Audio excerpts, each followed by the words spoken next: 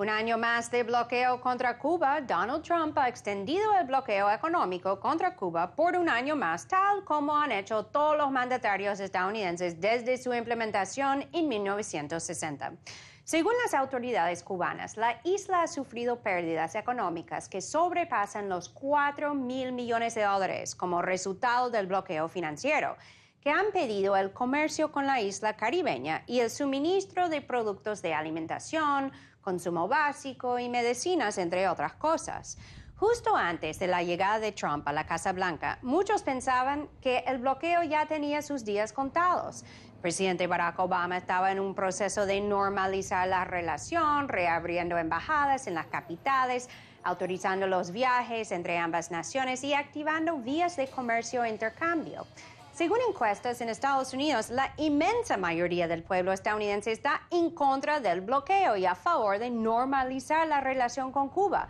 Pero Trump dijo desde su campaña que Obama había hecho un mal negocio con La Habana y él iba a cancelarlo. Pues Trump se ha rodeado de halcones de guerra y ultraconservadores con posturas hostiles hacia Cuba. Y en una extraña coincidencia que también ha aumentado las tensiones entre los dos países, pues Washington ha denunciado un supuesto ataque contra sus funcionarios diplomáticos en La Habana, que causó daños de salud aún no identificables. El gobierno de Trump ha utilizado este incidente para enfriar e endurecer la relación aún más, retirando gran parte de sus funcionarios de la embajada en Cuba y expulsando a los cubanos de Washington. Casi todos los países del mundo han rechazado el bloqueo unilateral de Estados Unidos y su trato hostil hacia Cuba. Pero Washington parece tener los oídos sordos. Les invito a ver más sobre este tema en el siguiente reportaje. El embargo de Cuba cumplirá un año más. Donald Trump ha renovado la ley de comercio con el enemigo, en la que se basa el bloqueo económico de la isla y establece restricciones comerciales, económicas y financieras con el país caribeño. Por la presente declaro que la prórroga de un año del ejercicio de estas facultades con respecto a Cuba atañe a los intereses nacionales de Estados Unidos. Este es el segundo año consecutivo que el mandatario estadounidense prorroga el embargo tras la flexibilización de las relaciones entre La Habana y Washington, emprendida en diciembre del 2014 bajo la presidencia de Barack Obama. Según funcionarios cubanos, la isla ha perdido en solo un año más de 4 millones de dólares a causa del embargo económico. Pero a pesar de ello, el gobierno de Cuba no excluye la posibilidad de que existan negociaciones con el país norteamericano en el futuro. Indudablemente hay que reconocerlo.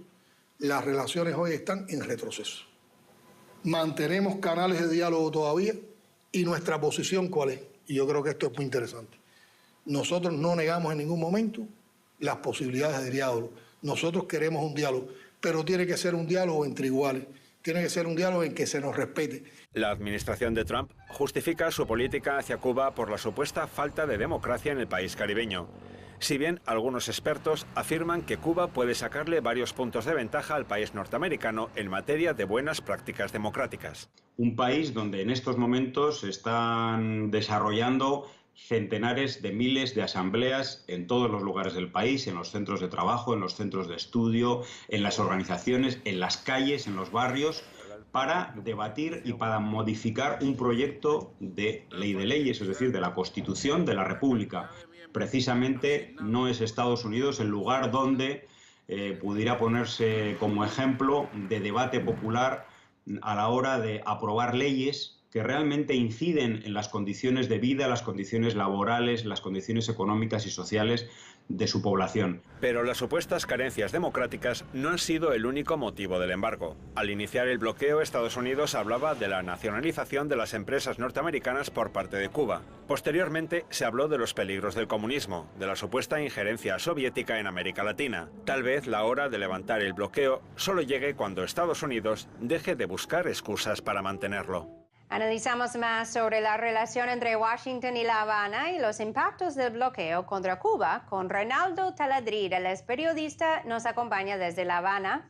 Muchas gracias, Reinaldo, por estar aquí en Detrás de la Noticia. En primer lugar, Reinaldo, ¿cuáles son los daños reales que ha hecho el bloqueo contra Cuba? O sea, ¿y por qué la comunidad internacional no ha podido hacer más para romperlo? En primer lugar, Eva, un saludo y muchas gracias por invitarme de nuevo a tu programa. Ahora, ¿qué pudiera pasar? La pregunta es muy lógica, mucha gente se pregunta, ¿cómo es posible que se lleve a la ONU y el mundo entero, menos Israel y Estados Unidos, voten a favor de algo y después no pase nada? Bueno, lo que pasa es que es una política diseñada, aprobada en el gobierno y el Congreso de los Estados Unidos, no en el gobierno y el Congreso de ningún otro país del mundo. Lo que pasa es que esa política, si fuera bilateral, como dice el gobierno de Estados Unidos, no tuviera los efectos extraterritoriales que tiene. Si cambia la política del gobierno de Estados Unidos, el resto del mundo aplaudiría, estaría feliz y al final ganaría todo el mundo. El pueblo americano, las empresas americanas, el pueblo cubano, las empresas cubanas y el resto del planeta.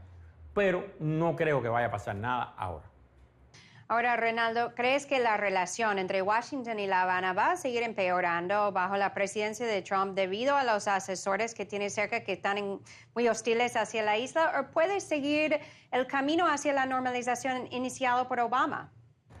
Yo creo que uno de los actos más irresponsables en política exterior que yo recuerde en Estados Unidos es lo que ha hecho el actual presidente de sencillamente no interesarle Cuba y entregarle la política de Estados Unidos hacia Cuba a un grupo de políticos cubanoamericanos, como se le dice en Estados Unidos. Eso es en extremo irresponsable, porque la política de un país hacia otro, generalmente en el resto del planeta y en los propios Estados Unidos, se diseña teniendo en cuenta los intereses del país, no de un grupo solamente del país, los intereses de los bancos, de las empresas, lo que piensa la población, lo que dicen las encuestas. Y eso olímpicamente se ha desechado en estos 2 años.